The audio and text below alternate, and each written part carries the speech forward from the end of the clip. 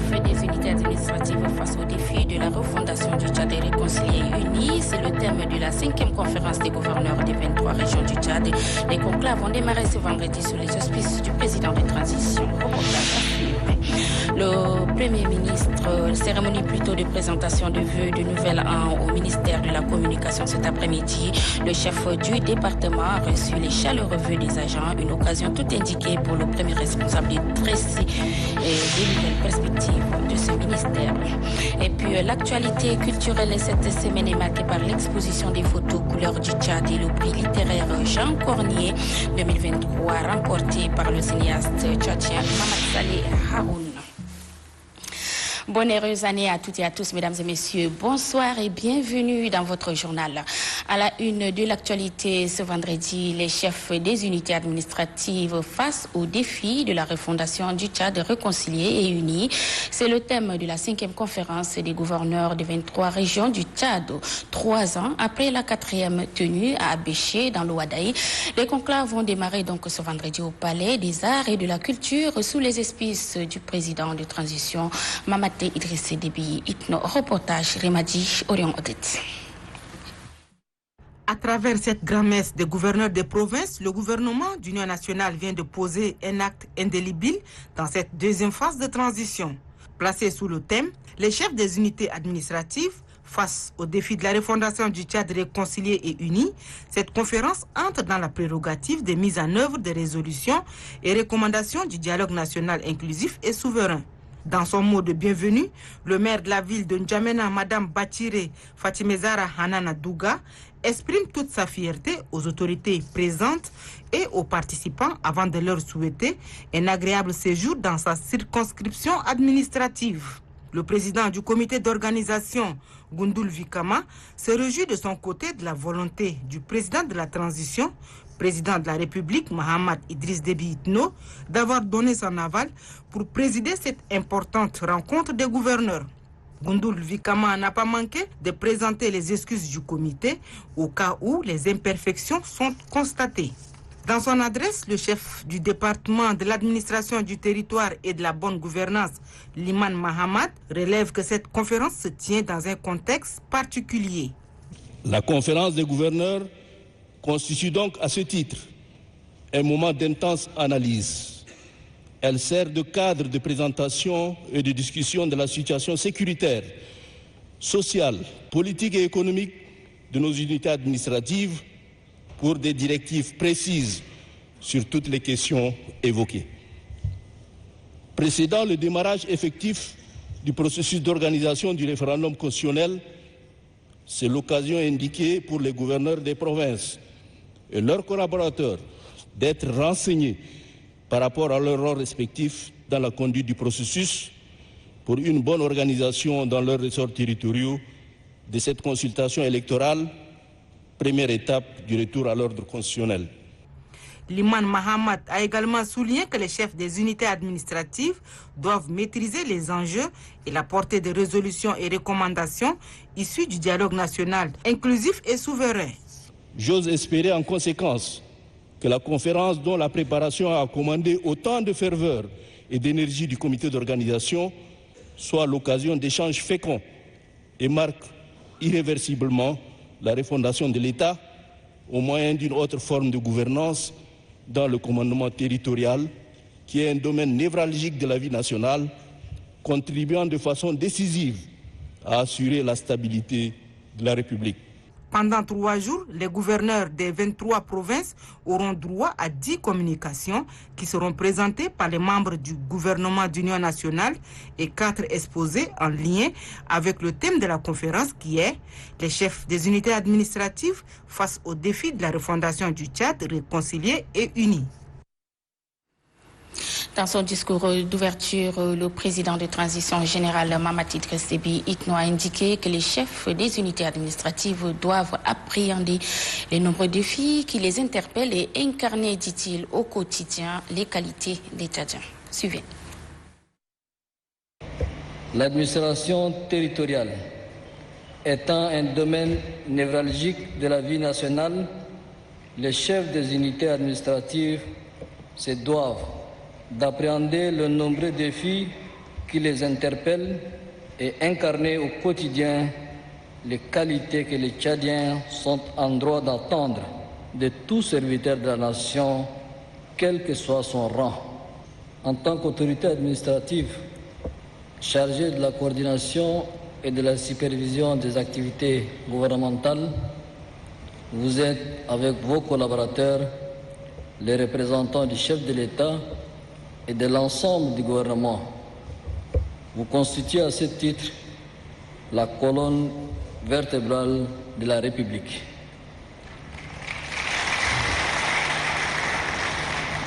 Dépositaire de l'autorité de l'État, vous devez vous préparer à répondre efficacement aux menaces qui pèsent sur la sécurité et la cohabitation pacifique des populations et lutter contre les atteintes à l'unité nationale.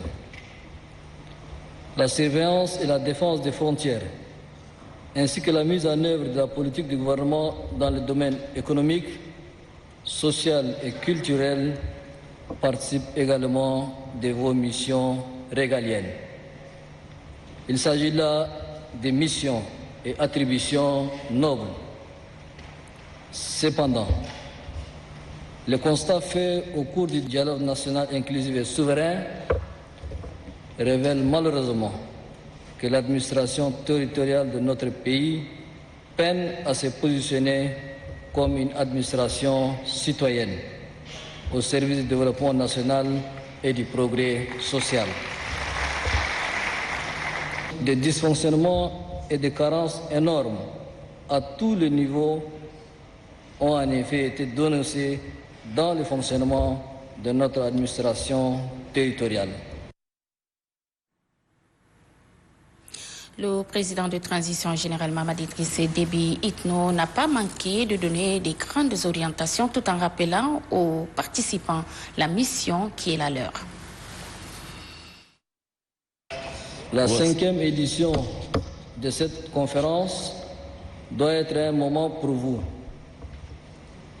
Doit être un moment pour vous de regarder dans un miroir, faire un exercice d'introspection et d'auto-évaluation de vos relations et actions dans le quotidien de vos administrés.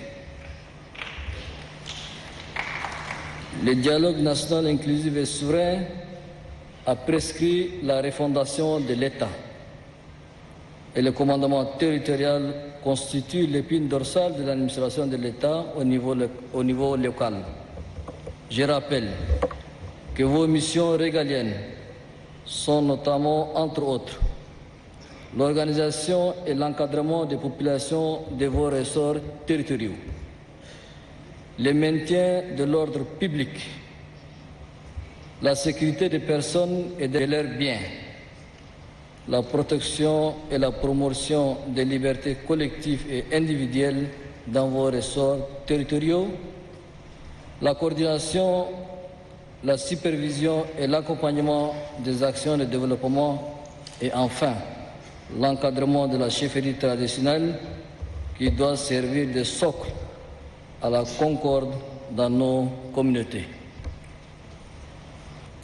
Notre peuple a une admirable capacité de résilience.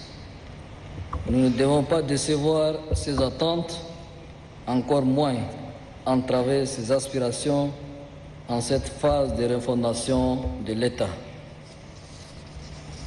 Vos échanges et débats au cours de cette conférence doivent permettre de faire un état des lieux et une évaluation sans complaisance de la situation pour mieux vous projeter dans l'avenir. Plus les approches seront participatives et les solutions consensuelles, plus leurs impacts seront de grande ampleur et de longue durée.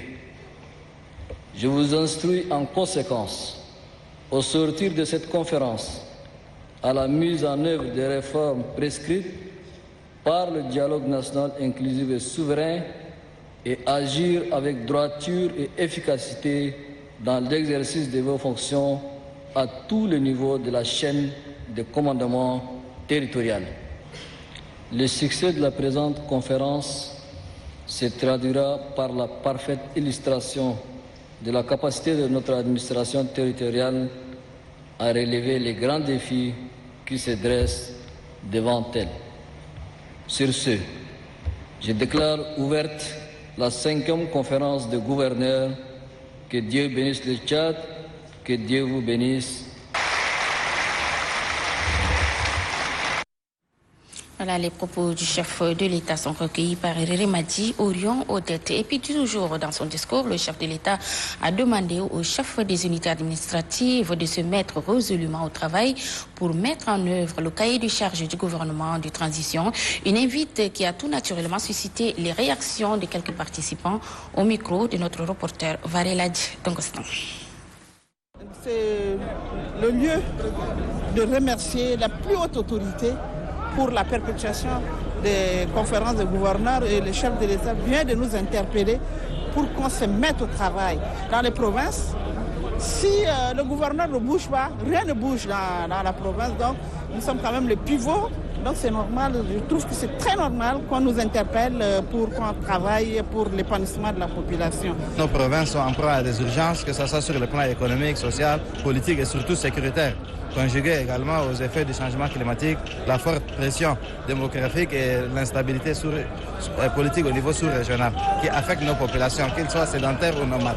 Donc nous sommes venus pour débattre sur certaines thématiques liées à la sécurité, à l'économie, au social et surtout à la cohabitation pacifique et à la résolution des conflits agriculteurs-éleveurs. Et nous, gouverneurs, en tant que représentants du chef de l'État et du gouvernement, nous sommes interpellés au premier chef et nous sommes appelés à accompagner, à suivre le gouvernement dans le cadre du cahier des charges, dans le cadre de résolutions et recommandations.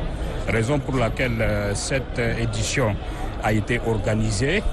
Et nous allons suivre attentivement les exposés, les orientations, les résolutions et recommandations pour qu'une fois de retour chez nous, nous puissions en faire la dissémination et nous puissions implémenter les résolutions et les recommandations du dialogue. Nous sommes là pour prendre les orientations nécessaires des plus hautes autorités, dont le chef de l'État vient déjà de donner les orientations nécessaires, et aussi n'est-ce pas d'exposer nos soucis, nos problèmes et surtout les problèmes qui minent notre administration provinciale pour qu'on puisse trouver des solutions adéquates auprès de notre hiérarchie afin qu'on puisse, n'est-ce pas, aller au terrain servir la population. Nous allons à partir de ces 3 jours d'échange dégager tous les mots qui minent notre administration territoriale et proposer des solutions. Voilà, nous quittons le Palais des Arts et des Cultures pour la primature où le Premier ministre de transition, chef du gouvernement d'Union nationale, Saleh Kebzabo, a présidé cet après-midi à la primature une réunion avec la délégation de la CESC qui séjourne dans notre pays depuis quelques jours. Une réunion axée sur l'évaluation de la feuille de route de transition phase 2. Hamid Koumi.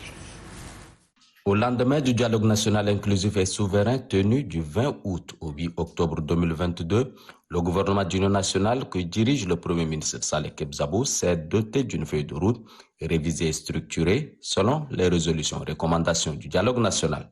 3 axes majeurs de cette feuille de route révisée constituent une boussole pour le gouvernement d'Union nationale dans le pilotage de la seconde phase de transition.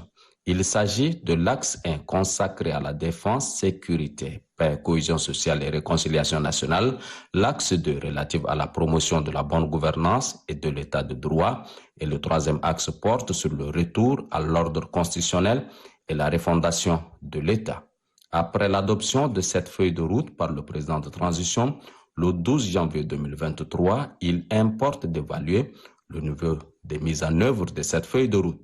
Tel est l'objectif de la réunion qui s'est tenue autour du chef du gouvernement d'Union nationale, Saleh Kebzabo, avec les partenaires qui soutiennent sa mise en œuvre effective et optimale. En outre, cette réunion avec Mazenga Moukanzo Didier, représentant du président en exercice de la Communauté économique des États de l'Afrique centrale, CEAC, par ailleurs président de la République démocratique du Congo, Félix Antoine Tshisekedi Tshilombo, facilitateur désigné par ses pairs pour accompagner la seconde phase de la transition au Tchad, et la présence de l'Angolais Gilberto da Peida de Verissimo, président de la commission de la CEEAC à cette importante réunion, vient rappeler que des institutions africaines sont en amont et en aval pour apporter leur expertise en toutes circonstances dans les résolutions de crise. Nous avions tenu à échanger aujourd'hui avec le gouvernement, passer en revue de plusieurs missions que nous avions effectuées ici. Mais aujourd'hui aussi, nous avions passé en revue avec Son Excellence, Monsieur le Premier ministre chef du gouvernement, avec son gouvernement, et analyser la feuille de route. La feuille de route du dialogue, qu'est-ce qui a été décidé. Aujourd'hui, nous totalisons 3 mois, donc 100 jours, depuis la clôture du dialogue. Qu'est-ce qui a été fait, qu'est-ce qui n'a pas encore été fait, et qu'est-ce qui devrait être fait, et si ça a été fait, de quelle manière ça a été fait. La délégation de la CEEAC conduite par Mazenga Mukanzu Didier, ministre de l'intégration régionale et de la francophonie de la République démocratique du Congo, envoyé spécial de la CEEAC, a eu également des concertations avec d'autres sensibilités tchadiennes, notamment les organisations de la société civile, les partis politiques et le système des Nations Unies. Cette mission sera sanctionnée par un rapport qui sera présenté au sommet de la CEEAC ainsi qu'au chef d'État de la communauté. Et puis cette information en bref et en image, le Premier ministre de transition, chef du gouvernement d'Union nationale, Saleh Kebzabo, a accueilli il y a quelques minutes le Premier ministre portugais en provenance d'Abuja au Nigeria. Et Antonio Luis Santos da Costa a fait juste une escale technique à l'aéroport international Hassan Diamous, où il a eu un tête-à-tête avec le Premier ministre Saleh Kebzabo au salon d'honneur avant de s'envoler pour son pays, le Portugal. Et je le disais en titre, cérémonie de présentation de vœux du Nouvel An au ministre de la Communication. Cet après-midi, le chef du département Aziz Mamad Saleh a reçu les chaleureux vœux des agents, une occasion tout indiquée pour le premier responsable de tracer de nouvelles perspectives de ce ministère qui est au cœur de l'action gouvernementale. Thomas Ousmane Djali.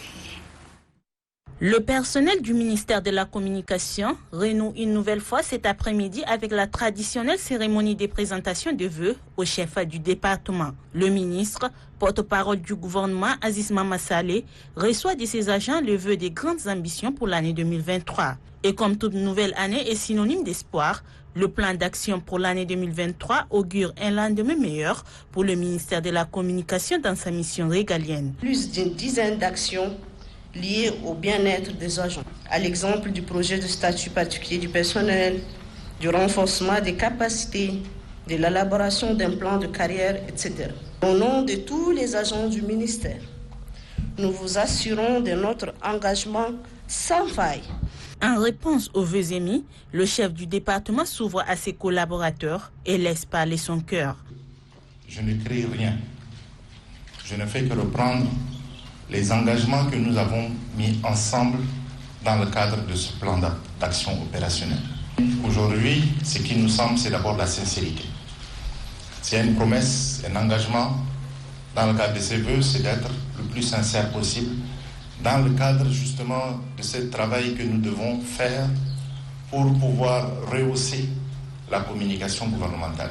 Un moment de communion, certes, mais c'est aussi l'occasion de formuler tous ensemble quelques orientations pour l'atteinte des objectifs fixés. Le dialogue national inclusif et souverain. Nous avons des résolutions et des recommandations et la dissémination, c'est d'abord le ministère de la Communication. Je vous demande d'être aussi engagé pour permettre à ce que la question de la communication et celle des médias puissent prendre la place qu'elle mérite. Une demi-heure de face-to-face et les voilà prêts, armés d'un engagement sans faille et d'une collaboration sincère au service de la nation et son peuple. Le cap étant fixé, le ministre et le personnel s'engagent des plus belles avec un accent particulier sur le travail bien fait. Et ceci du fait que le département est au cœur des actions du gouvernement. Demain, 4 février, la communauté internationale commémore la journée mondiale de lutte contre le cancer, édition 2023. À cette occasion, le ministre de la Santé publique et de la Prévention, Dr Abdelmadjid Abderrahim Mohamed, a fait une déclaration de circonstances. En voici un extrait. Chaque 4 février, la journée mondiale contre le cancer est consacrée par la communauté internationale pour la lutte coordonnée contre le cancer. Placée sous le slogan « Unir nos voix et agir », cette édition vise à mener la marche dans le rassemblement, le renforcement des capacités et les initiatives de plaidoyer qui unissent la communauté internationale contre ce fléau mondial. Bien que la médecine a démontré ses progrès, mais le cancer reste toujours un défi majeur de santé publique. Cette maladie constitue la deuxième cause de mortalité, avec plus de 10 millions de décès par an dans les pays à faible et à moyen revenu. Je profite de cette occasion de la Journée mondiale contre le cancer pour inviter les citoyens, la société civile, les décideurs politiques, pour que la lutte contre le cancer soit inscrite dans une approche holistique et dans une promotion de la multisectorialité. Ça veut dire, comme on le dit communément, main dans la main, travailler ensemble pour barrer la route au cancer. Dans le contexte de notre pays, le slogan « Unir nos voix et agir » a toute sa signification. Ça veut dire que la solidarité reste le mot d'ordre. C'est la somme de toutes nos actions qui finira par faire la différence. Voilà des propos recueillis par Ngeyam Benguiri. Le directeur général des impôts, Mbairari Mbari Henry, a fait un point de presse ce matin relatif à la loi des finances 2023 qui répond, selon lui, aux impératifs de la recherche de l'optimisation des recettes internes, la digitalisation du paiement, l'industrialisation ou encore l'emploi et le développement agropastoral. Je vous propose de l'écouter dans un extrait proposé par Moussa Mbodou Abdoulaye. Simplification et digitalisation des procédures fiscales. Sous cette thématique, il est prévu l'immatriculation, les déclarations et les paiements en ligne via une adresse dénommée sigicfinance.gouv.td. Le paiement de l'IGL via l'application Siguar en utilisant le lien web. Le paiement de l'IGL par les téléphonies mobiles, Airtel et Tigo. L'amélioration du rendement de la TVA. À ce titre, il est prévu l'admission de l'État et des collectivités locales à retenir à la source la TVA. L'allongement de la liste des biens et équipements agricoles exonérés de la TVA ainsi que le taux réduit pour les équipements de pêche et de l'artisanat. Les précisions sur les conditions de remboursement de crédit TVA. La fixation du régime de l'économie numérique. Il est prévu la soumission à la TVA des opérations en lien avec les prestations électroniques sur l'IGL et les impôts locaux. Il est prévu le réaménagement des tarifs par catégorie et zone d'imposition de l'IGL ordinaire pour tenir compte du contexte socio-économique, le réaménagement de l'IGL transport, le réaménagement de la taxe sur la vente du bétail, sur les secteurs agro-pastoraux, os et sylvicoles. À ce titre, il est prévu l'élargissement de l'exonération de l'assiette foncière pour la promotion de l'exploitation agricole, du soutien aux jeunes, aux femmes et aux ménages. Il est prévu l'exonération de l'IGL, la patente, l'IMF, la TEF, à l'égard des jeunes bénéficiant des fonds publics et privés pour les 3 premières années de leur exercice. La suite de cette édition, l'Organisation panafricaine pour la paix et la résolution des conflits a honoré hier soir le chef d'état-major général des armées, le général d'armée Abakar Abdelkerim Daoud, au prix dénommé Prix Nobel de la paix, Prix Nobel de la paix au Tchad. À travers cette distinction honorifique, l'Organisation panafricaine voudrait prôner et soutenir toute initiative tendant à faire prévaloir la cohabitation pacifique et le développement en Afrique. L'Organisation panafricaine pour la paix et la résolution des conflits honore le chef d'état-major général des armées au titre de prix Nobel de la paix au Tchad. À travers cette distinction honorifique, l'organisation panafricaine voudrait prôner et soutenir toute initiative tendant à faire prévaloir la cohabitation pacifique et le développement en Afrique. C'est avec beaucoup d'émotion que l'organisation panafricaine a pris de votre courage, votre détermination, votre bravoure et héroïsme au service de la nation et pour le Tchad et pour tous les Tchadiens. Un militaire qui a sacrifié de toute sa vie à la défense de son pays et des habitants, et vous nous l'avez démontré. Recevant cette décoration, le chef d'état-major général des armées, le général d'armée Abakar Abdelkarim Daoud, n'a pas caché sa joie et a exprimé sa reconnaissance aux membres de cette organisation pour ce geste qui, selon lui, est très significatif car il remonte le moral des troupes. Abakar Abdelkarim Daoud souligne que cette décoration n'est pas uniquement pour lui, mais pour l'armée en général. Il faut rappeler que l'Organisation panafricaine pour la paix et la résolution des conflits est créée en 2018.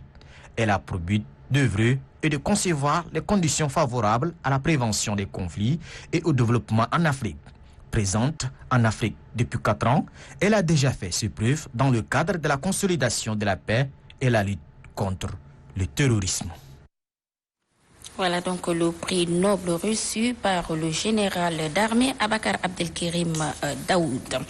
Et puis le groupement des écoles interarmées a organisé ce matin à la place d'armes du dit groupement une cérémonie marquant la fin de formation de la 9e promotion de l'École nationale supérieure des travaux publics. Cette cérémonie a été présidée par le chef d'état-major général des armées, premier adjoint, le général de division Ningegar Mangdita, en présence du commandant des groupements des écoles militaires interarmées, Zakaria Abderrahman Agar. Omar Idriss.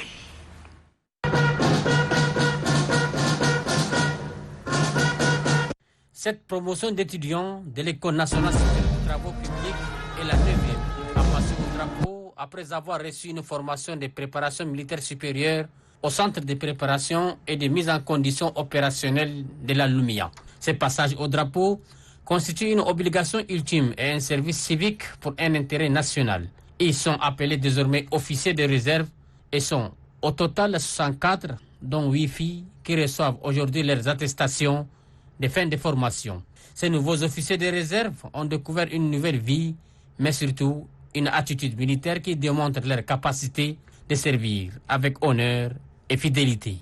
Si aujourd'hui les autorités prennent au sérieux et suivent avec intérêt cette formation militaire, aux étudiants, c'est qu'il y a une importance qui leur permet de compléter leur cursus professionnel.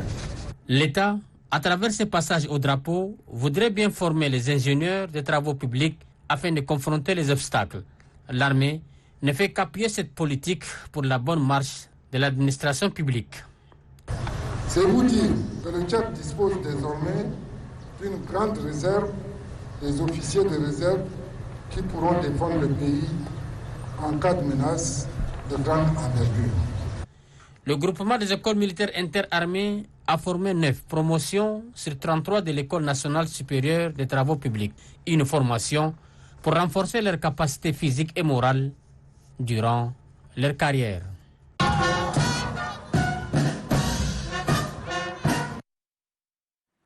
Le ministère du Genre et de la Solidarité nationale a fait un don ce vendredi aux personnes âgées de la capitale composé des produits de première nécessité. C'est dans le cadre du volet social du dit département et c'est la directrice des personnes âgées, Kanika Laure Agnès, qui a présidé l'opération de distribution dans les locaux de la Maison de la Femme. Elle a saisi l'opportunité pour saluer la volonté des plus hautes autorités pour le bien-être des couches vulnérables. Le procureur Odimta Astal a installé ce matin le nouveau président des grandes instances et le juge au siège. La cérémonie s'est déroulée au palais de justice de Massakori en présence du gouverneur de la province de Hadjar Lamis, Ahmed Al-Koudar Ali Fadil. On fait le point avec Issa Adouma Amat. Le tribunal de grande instance de Massakori a un nouveau président de tribunal. Il s'agit de Jamal Sylvestre qui remplace Yamti Remi et un nouveau juge au siège en la personne de Mohamed Ahmad Mukhtar. La cérémonie s'est déroulée en présence du gouverneur de la province de Hajar Lamis, Ahmad Al-Khoudar Ali Fadil, ainsi que plusieurs personnalités. Le greffier en chef, Maître Nicodème Claradi, a lu le décret de nomination du nouveau juge au siège et le président du tribunal de grande instance de Massakori. Ainsi, le procureur de la République, Ojimta Astal, les renvoie à leurs fonctions. Une fois installés, le procureur Ojimta Astal rappelle à ces deux juges d'assumer leurs responsabilités car ils sont des hommes de la loi. Donc, ils doivent punir sévèrement les fauteurs de troubles et autres citoyens qui ne se conforment pas à la loi. Et sachez aussi que le nouveau procureur général près la cour de Moundou est installé également dans ses nouvelles fonctions. C'était au cours d'une cérémonie solennelle présidée par le président de la dite cour Adoumou Ousmane Nassour en présence du secrétaire général de la province du Logone occidental Tchouzébé Zidan Basile.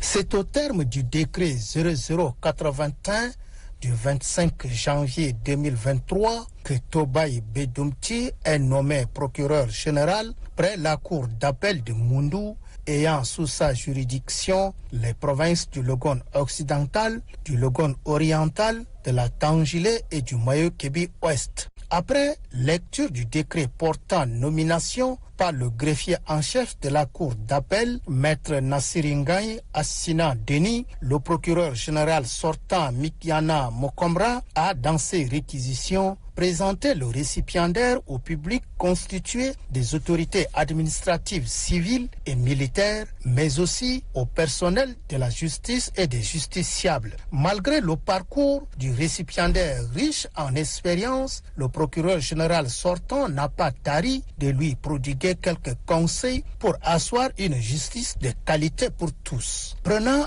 acte de ces réquisitions, le président de la cour d'appel de Moundou, Adoum Ousmane Nassour, installe le nouveau procureur général près la cour d'appel de Moundou, Tobaï Bedoumti, et lui ordonne d'exercer ses fonctions.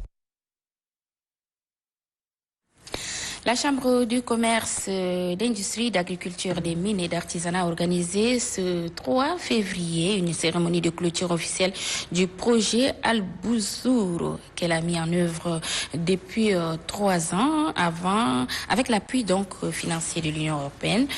Un projet axé sur les activités de la formation des producteurs sémenciers de qualité. Le point avec Mamad Moussa Abba Cheib. Porté par la Chambre de commerce, d'industrie, d'agriculture, des mines et d'artisanat du Tchad, sciemment en consortium avec la Chambre d'agriculture de Saône et Loire en France, le projet Al-Bouzour clôt ses activités. Et c'est après 3 ans d'exercice dans les provinces du Lac et de Hajar Lamis. Le projet a axé ses interventions sur la professionnalisation des jeunes et des femmes dans la filière sémencière de qualité. Durant son existence, Al-Bouzour a renforcé les capacités et la performance des structures de soutien des micro, petites et moyennes entreprises tout en leur mettant en place un mécanisme de financement accessible. Plus d'une centaine de personnes de ces 2 provinces ont bénéficié de cette formation dans le domaine de l'entrepreneuriat en agriculture. Clôturant les activités du projet, le président de la CESIAMA, Ali Hadji Mohamed Saïd, s'est réjoui de la performance du projet qui a outillé les producteurs, désormais capables de mener leurs activités sans difficulté.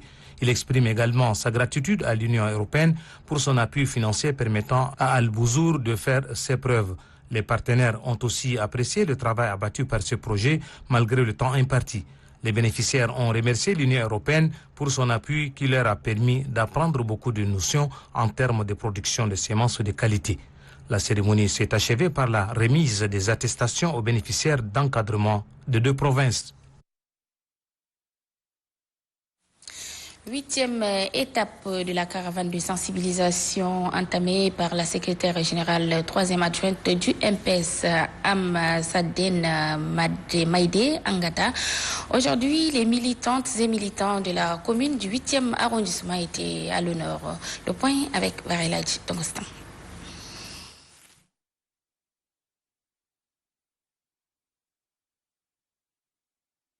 de la province du Moyen-Chari dans le souci de consolider la paix, l'unité nationale et le vivre ensemble en cette nouvelle année 2023. Le chargé de prédication du Conseil des affaires islamiques du Tchad pour la province du Moyen-Chari, Abdoulaye Abadjidi, a souligné que la paix est un don de Dieu et en même temps le socle du développement. Il a en outre exhorté la population du Moyen-Chari en général et la jeunesse en particulier de cultiver la paix dans leurs différentes communautés. Le représentant de l'église catholique, Moïse Ngarseledje Moyengar, a précisé que la paix est un comportement qu'il faut apprendre à nos progénitures. Le pasteur Mbesso Benoît a notifié que la violence ne résout jamais les litiges. C'est pourquoi il a demandé à tout un chacun de s'aimer et de se pardonner. Il a remis un nouveau testament au chef traditionnel de Sar urbain, Sa Majesté Mahamat Moussa Besso. Pour le chef traditionnel de Sar urbain, Mahamat Moussa Besso, sans la paix, il n'y a pas de développement. Il exhorte tout un chacun à être des ambassadeurs de la paix. Jour de déclaration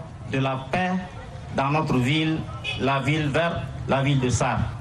Que l'année nouvelle 2023 sera l'année de paix totale pour notre ville et partant pour notre province et pour le Tchad tout entier. Cette journée de brassage culturel et de communion pour le vivre ensemble et la cohésion sociale. Voilà, toutes nos excuses, autant pour moi, c'était plutôt là une journée de brassage pour la paix et le vivre ensemble qui a été organisée à Sar dans le Moyen-Chari. Elle a regroupé les leaders religieux et bien d'autres couches socio-professionnelles. Le reportage est signé Dieudonné Coutou. Nous poursuivons en culture toujours. L'actualité culturelle cette semaine est marquée par l'exposition des photos Couleurs du Tchad et le prix littéraire Jean Cormier 2023 remporté par le cinéaste tchadien Mahamat Saleh Haroun, une initiative du photographe indépendant Denis Sassou Nguesso qui a pour but de présenter le beau visage du pays. Plusieurs personnalités ont fait le déplacement de la Villa Kokak pour apprécier cette exposition. Innocent Kilayo.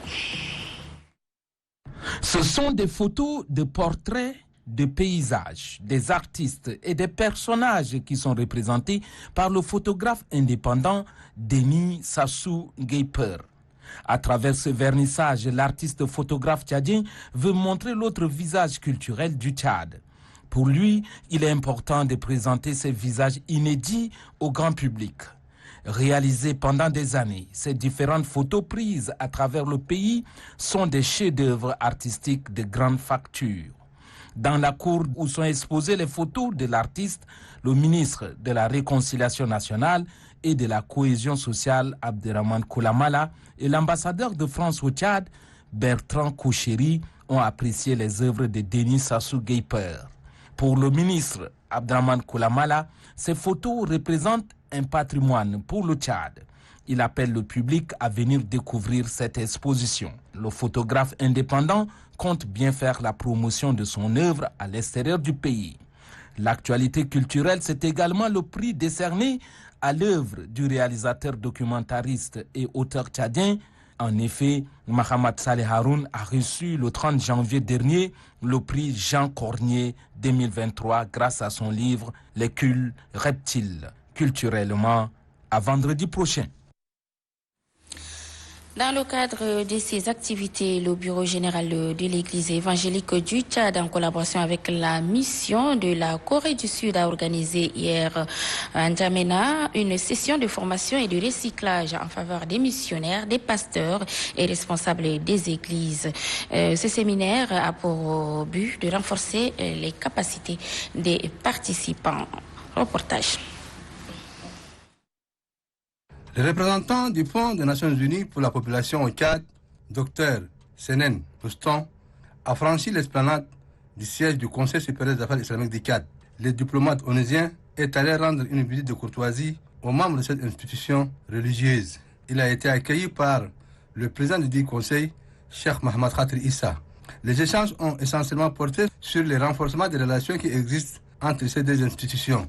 Pour le représentant du Fonds des Nations Unies pour la population au Tchad, les religieux jouent un rôle important en matière de planning familial, raison pour laquelle l'institution entend solliciter l'appui du Conseil supérieur des affaires islamiques du Tchad dans le cadre de lutte contre les violences faites aux femmes. Faudrait pas que les femmes meurent en allant donner la vie. Les grossesses sont au choix, mais pas au hasard, et que les violences faites aux femmes sont éliminées. Nous avons besoin des leaders d'opinion, des leaders traditionnels, des leaders religieux pour faire de la sensibilisation.